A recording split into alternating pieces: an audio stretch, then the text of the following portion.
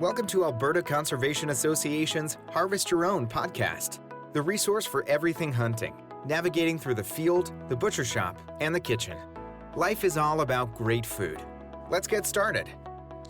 Welcome to the podcast. I'm your host, Brad Fenson, an avid outdoor enthusiast who has worked as a freelance journalist, photographer, and public speaker for over 3 decades. I have hunted, fished, and foraged all my life and hope to share my passion for the outdoors. Along the way, I want to encourage everyone to harvest wild proteins and enjoy the satisfaction of providing the next meal for your family. Our goal is to educate, entertain, and inspire individuals to get outdoors and create a connection between food, health, and your future meals. Welcome to Harvest Your Own. Today we have a special guest. I'd like to welcome Fish and Wildlife Officer Kopp.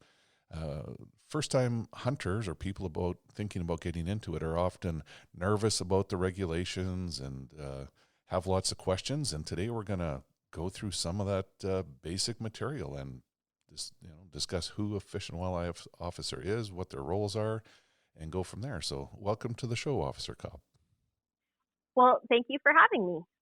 You know, in the introduction here, we talked about first-time hunters and being nervous. Maybe you could just start by defining what a Fish and Wildlife Officer is. Sure. So Fish and Wildlife Officers in Alberta are responsible for the enforcement of our natural resource-related laws. So our hunting and fishing regulations are our main mandate. So ensuring that our resource users are following the hunting regulations and the fishing regulations. We also are responsible for all of the human-wildlife conflicts in Alberta. So any problem wildlife complaints dealing with property or people and wildlife, we deal with those as well. I would imagine that can take up a lot of your time at different segments of the year. We're always busy. Unfortunately, we are kind of few and far between. So there's only about 100 uniformed Fish and Wildlife Officers for the entire province. So we cover vast areas. Our districts are large, and there's no lack of work between the hunting and the fishing season, and then dealing with our problem wildlife. We keep pretty busy. No doubt. I've been enjoying reading some books from retired Fish and Wildlife Officers and some of their tales about dealing with wildlife and things, and it's entertaining, but it became very obvious that it was a big part of the job. You know what? And it's a very it's probably, for me, I got into Fish and Wildlife thinking that I was going to enjoy the enforcement most of it, but I've actually really come to love dealing with the problem wildlife aspects of it. We get to handle some pretty amazing creatures that definitely there's nothing kind of more satisfying and rewarding than tranquilizing an 800-pound moose in the city of Edmonton and relocating it and waking it up and watching it run off into the bush. It's pretty neat. We get to do some pretty neat stuff. Absolutely. You know, for people that are getting into hunting and angling, there's lots of questions, and sometimes there's a bunch of different titles that are confusing. What's a conservation officer, a Fish and Wildlife Officer? Are they the same? So there are some differences. So we obviously get asked this question a lot. And so in Alberta, we have kind of a few different officers that are on the landscape that you can encounter when you're hunting or when you're fishing. So Fish and Wildlife Officers, that's us. Our main mandate is fisheries and wildlife enforcement. We're the guys in the green uniforms, green shirts, green pants, Fish and Wildlife on our trucks. So that is our main mandate, is fisheries and wildlife enforcement. So you'll see us out on the rivers, on the lakes, in the backcountry, checking hunters and checking fishermen. We also have conservation officers in the province, so they work for environment and parks. Their main mandate is parks and protected areas. So you'll see them probably in the backcountry on Crown land. They're more looking for your off-highway vehicle users. They're checking your backcountry camping passes. They're dealing with the Public Lands Act and the Parks Act. They also have fisheries and wildlife appointments, but that's not what their focus is. But they could also check you hunting and fishing. And then we also have wildlife officers out there now that are employed by the federal government. our federal counterparts that are out there enforcing the Migratory Birds Act. So if you're out bird hunting, you might encounter one of them. So there's a few people that you might run into while you're hunting. Right. So, and everyone's working for the betterment of the resource and making sure that things are well taken care of. To not confuse things, but I believe you're also wearing a special patch on your uniform now indicating that you're a sheriff in Alberta. Yeah, so you might see us on our load bearing vests. Some guys have a patch on there that says sheriff. So last October, Fish and Wildlife Enforcement integrated with the sheriff's branch. So now we are a service within the sheriff's branch. So we all kind of fall under one branch. We answer to one chief, the chief sheriff, but we're our own directorate within that branch. And so although the name has changed and you may see that, our mandate stays the same. There's no difference. We're still Fish and Wildlife officers. We're still out there to protect our resource, just might have sheriff on us. Just a little bit broader responsibility.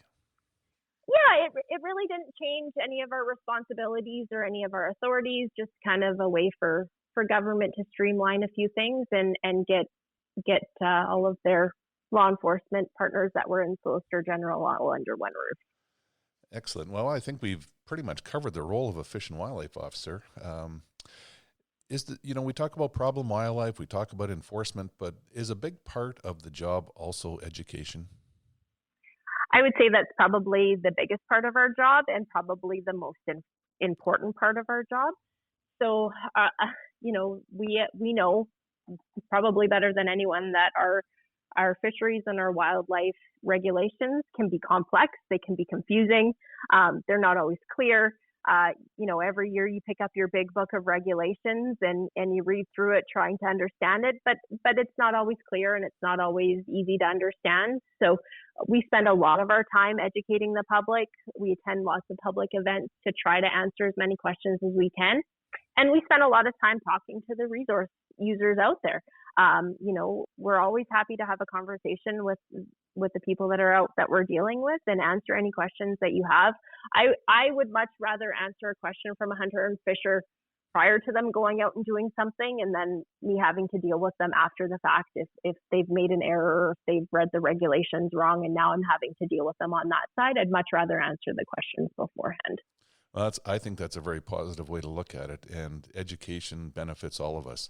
And like you said, the regulations can be very confusing, especially for someone that's just trying to get into it. There's an awful lot to read and absorb, and if you haven't grown up with it, with a mentor and somebody to show you the ropes along the way, not that that's always the best way to learn things, but there's an awful lot to absorb in a short period of time. Absolutely. And, and you could, hunting is great. We have so many great hunting opportunities in the province, but some of those hunting opportunities take a long time to access. You could wait 8-9 years to draw a bull tag for a moose in Alberta, right? So if you're not used to moose hunting and if you have questions about that and how the regulations pertain to that, or sheep or some of our other species where it takes longer to get drawn, then we're always happy to answer those questions beforehand. Yeah, I mean, I've watched the Fish and Wildlife officers at the Edmonton Boat and Sportsman Show, Calgary Sportsman Shows, different events in the province. Your booth and tables are always extremely busy. There's always a lineup, and I listened to some of the conversations, but most of them people are just trying to do things right, want more information, want an understanding of what's going on out there. Absolutely. And we realize, again, I say, we're kind of limited in our resources. There's only 100 of us. So sometimes we're not easy to get a hold of. We've really reduced our number of offices that have our administration staff that, can take messages. But those numbers are in the hunting regulations and the fishing regulations.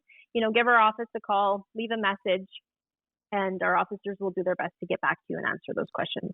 Yeah, that was one of my next questions is what do people do if they have a question and need a better understanding of a certain regulation, rule, or something else?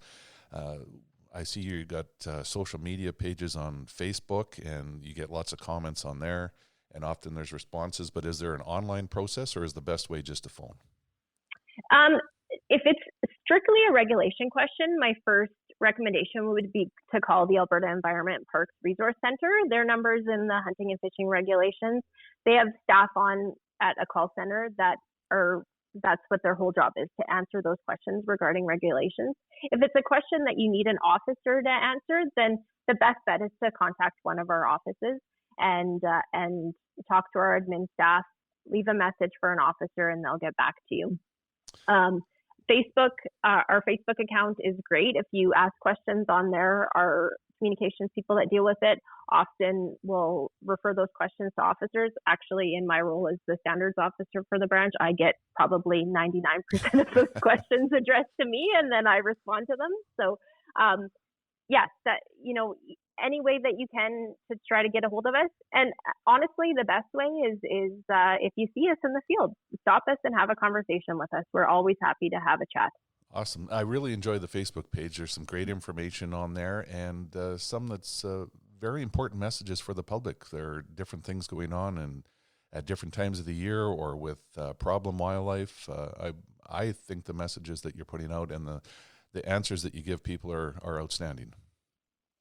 Yeah, we're super proud of our Facebook page and the social media stuff that we put out, and there's some great videos on there that we try to put our commonly asked questions on there, and we get an officer to do a video. So there's videos on fishing regulations, hunting regulations, the sale of wildlife, problem wildlife, how to become a fish and wildlife officer. I did a video last year on that, of our whole recruitment process and our training process that our officers go through. So have a look at that page. There's great information on there and some interesting videos on there. And it's just under Alberta Fish and Wildlife? Alberta Fish and Wildlife Enforcement, I believe. I believe that's right.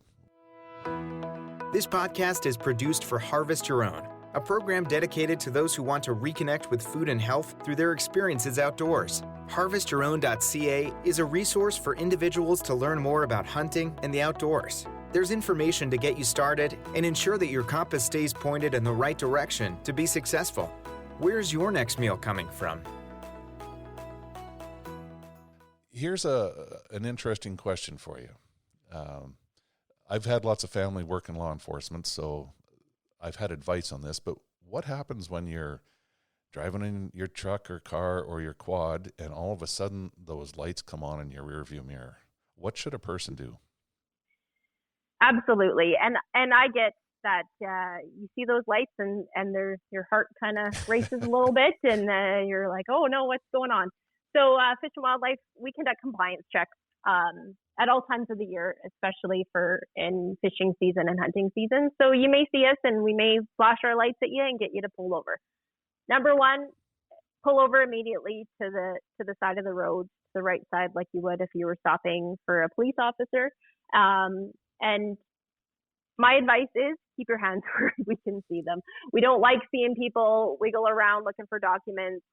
We are law enforcement officers, and we don't always encounter people who are always compliant with us. So if you just keep your hands on the steering wheel so that we can see that where your hands are at all times as we approach, we'll give you direction what we want you to do. When we approach the vehicle, we're going to ask you for your hunting license or your fishing license, depending on the season.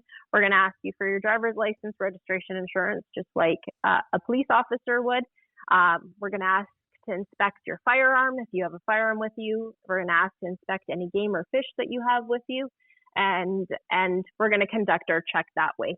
For the most part, if everything's good, it will take, less than 10 minutes and you'll be on your way. And again, a good opportunity to ask any questions while we got you stopped there and have a conversation. We'll probably ask if you're seeing anything, how are your days going, and you'll be on your way. Yeah, I think it's important advice to go through that.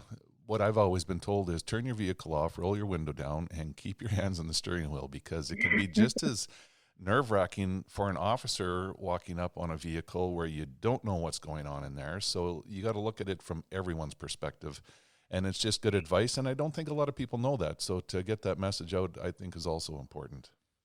Yeah, and I mean, especially if it's in those kind of dawn and dusk hours, you don't know who's stopping you, if it's a Fish and Wildlife officer, if it's an RCMP officer, if it's a conservation officer, there's lots, or a CPO or a community peace officer. So, that's the best advice for any kind of person that's stopping you.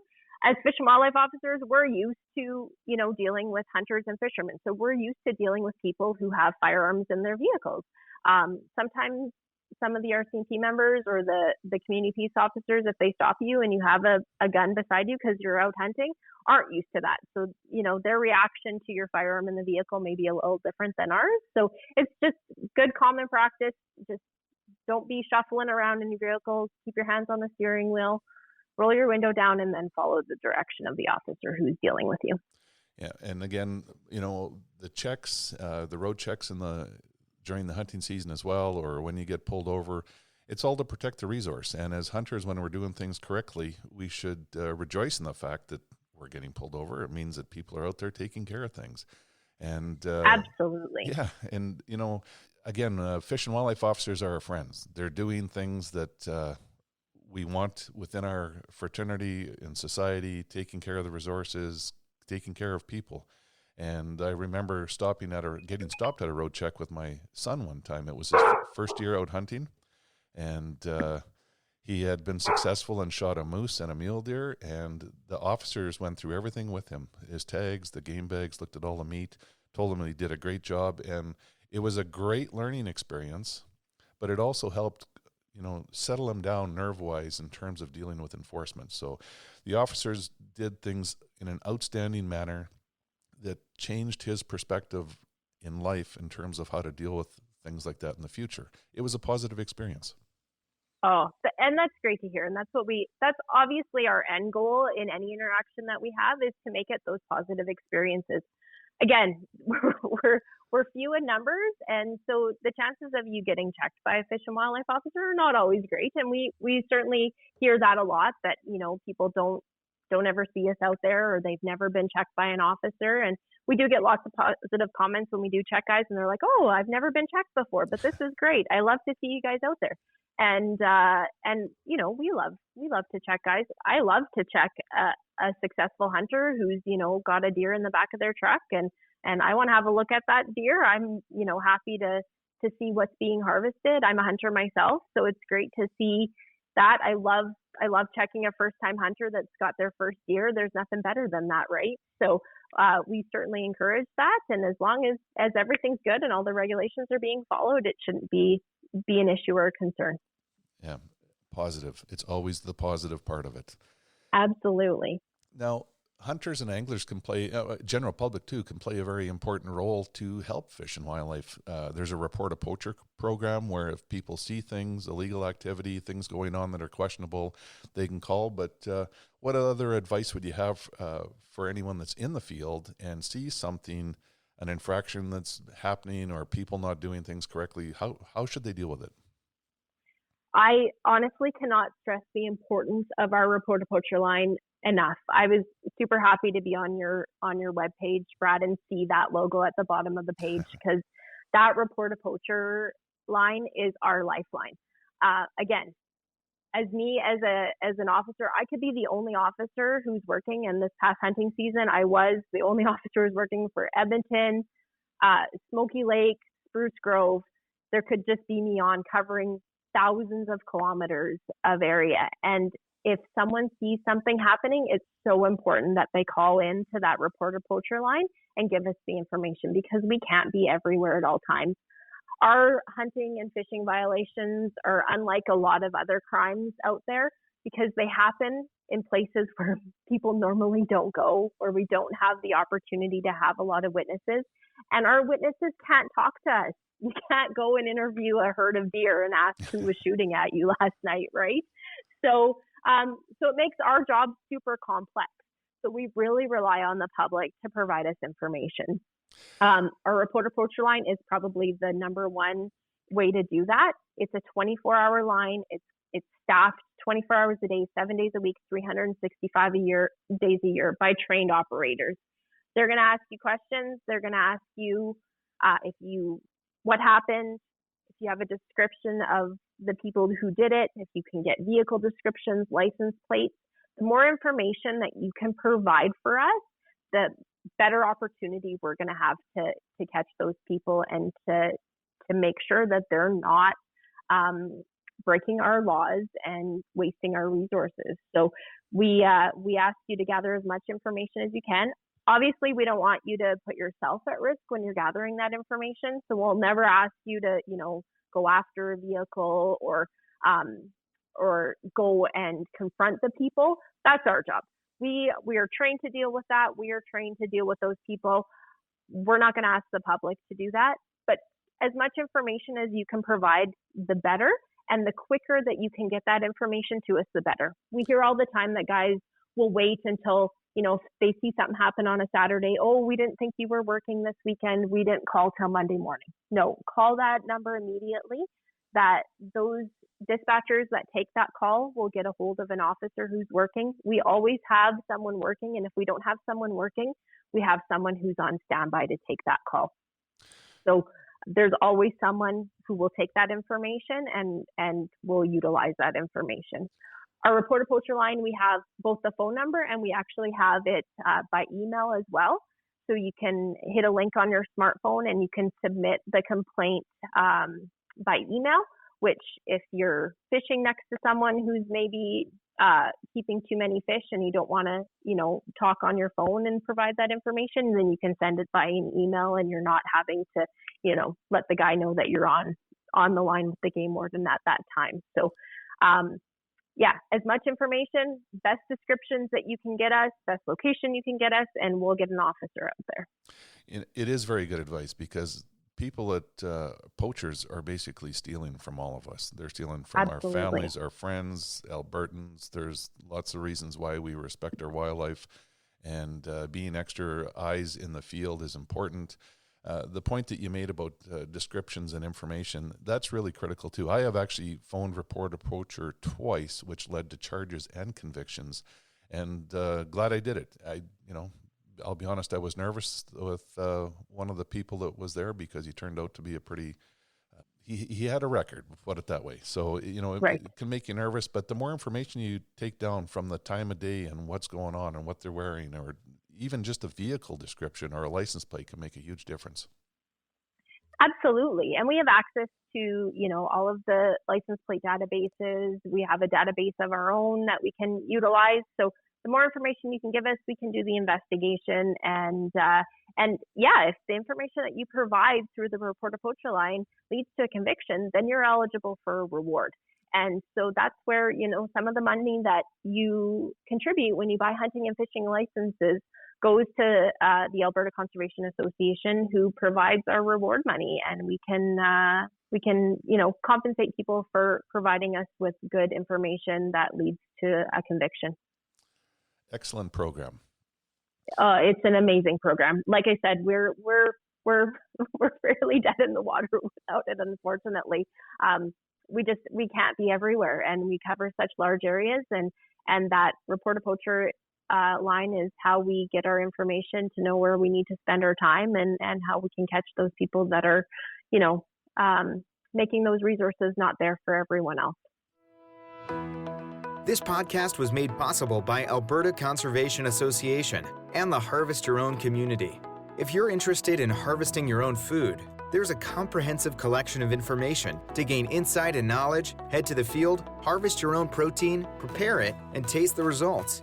HarvestYourOwn.ca is a library of information from getting started and geared up to processing, butchering, and cooking wild game to make the connection between health and food. Going to switch gears here a little bit. I'm going to ask you, what are the most common questions that you get from hunters? Probably our most common questions are those regulation questions and clarification and understanding on those.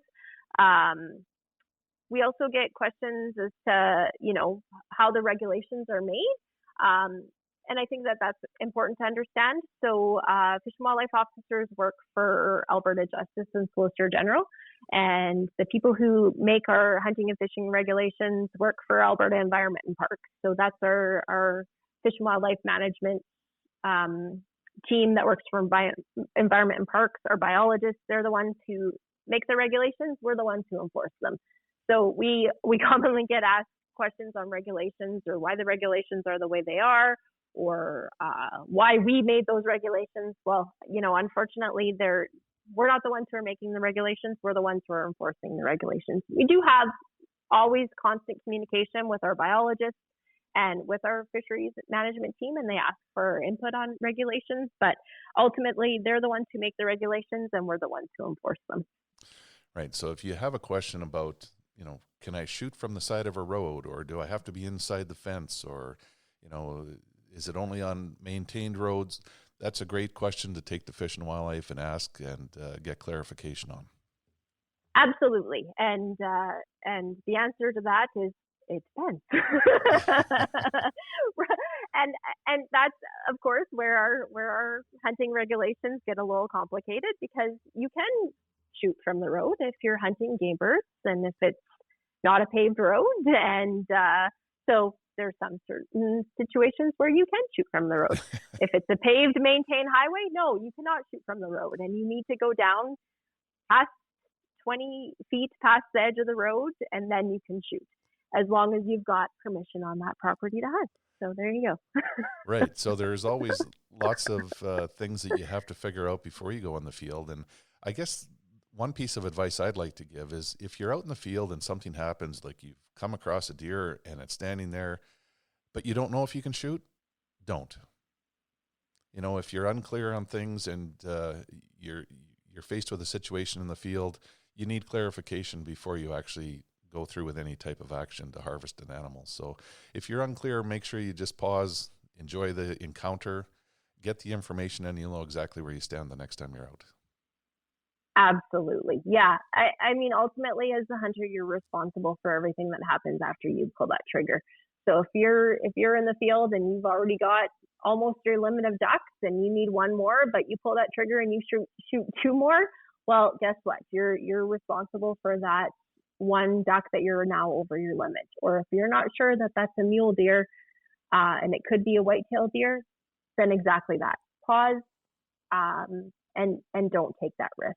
It doesn't end well usually. It makes life complicated. And if you do have one of those days where you pulled the trigger and you come up to your deer and it's not the species that you have a license for, then phone the Report a Poacher line. Have a conversation with an officer. An officer may come out. They may seize the deer. You may be charged. You may not be charged. But it's better that you turn yourself in for that than we get a call from the public saying that there's now a shot and left deer in a field, or this guy's now got a mule deer and he only had a whitetail tag, and now we have to enter an investigation on it. Yeah, actually, that was my next question, and I think that is very important advice, because if something happens in the field and you know you're in the wrong, you're better off to be proactive about it, take responsibility, and it's a lot better off than getting stopped on the way home with something that you shouldn't have. Phoning in advance gives you a chance to deal with it in a different manner. Absolutely. And, it gives us, we're going to conduct our investigation the same way, but it gives us as officers the opportunity to collect all the information, and we're collecting it directly from you. So for the most part, chances are you're probably going to lose your animal just because you can't be in possession of that if you didn't have a license for that. You may get issued a written warning. Sometimes you may get charges, but, we'll always have a conversation with the Crown, and all of that information gets presented to the courts that you were the one who called yourself in, that you did the right thing by letting us know rather than hiding it or us having to enter an investigation after the fact. We're very fortunate in Alberta to have some programs and special days where we have we can take youth out to introduce them to hunting. So our provincial hunting day is one of those where they can hunt game birds and different things in the province. Do you have any messages about that in terms of how people should approach it and what they should do to introduce people to hunting? Absolutely. Well, number one, and it's a requirement, is take the hunter education course from AHIA. It's a great course. It introduces you to regulations, wildlife identification, safety tips, and that's the number one thing. Make sure that you've got your hunter ed and that you've taken that course, because that's going to expose you to some great information and start you on the right foot for your hunting journey. If you can, go out with an experienced hunter, with a mentor hunter. There's lots of programs out there that you can utilize, and that's a great way to get out into the field. But get out. There's nothing, a bad day hunting is better than your best day at work. Isn't that what they say, right? Yes, it is. Get out in the field and enjoy it. We're so fortunate in our province to have the opportunities that we have, to have the landscape that we have and the game that we have, and there's nothing better than just getting out and seeing our wildlife, seeing our resources that we have. And if you don't shoot anything, or if you don't catch a fish, who cares? It's a great day outside. Absolutely. We're actually blessed in Alberta. Most people in the world, especially North America, dream about coming to Alberta to experience the great outdoors.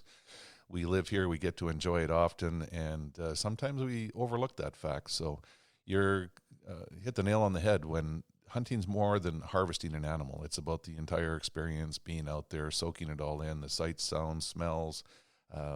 As an officer, you get to see a lot of that, the leaves turning color and the smell of cranberries in the fall. If you have never been in the forest to experience that, you're missing out on. Oh, I mean, we are so fortunate to have what we have, and I have the best job in the world. I get paid to drive around the places that most people go on vacation or go when they take days off. That's my office, right? I get to look at hawks and eagles and deer and moose and bears and coyotes and lynx and marten for a living. That's my job, is I go out and I look at wildlife. There's nothing better. No, I would say so. Do you have any last words of advice for our listeners from the Fish and Wildlife branch, from the officers?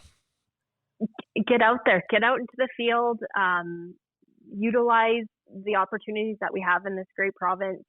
Have a conversation with an officer. If you see one, stop us, talk to us. We love to talk to the public. We love to have conversations with hunters and anglers and resource users. For the most part, all of us that work for Fish and Wildlife, or most of us, are also fishers, hunters, and resource users. So we love to have conversations. We love to see the pictures of the things that you've hunted or the fish that you've caught, and hear your stories, and we'll share stories with you as well. So feel free to stop us, have a conversation with us.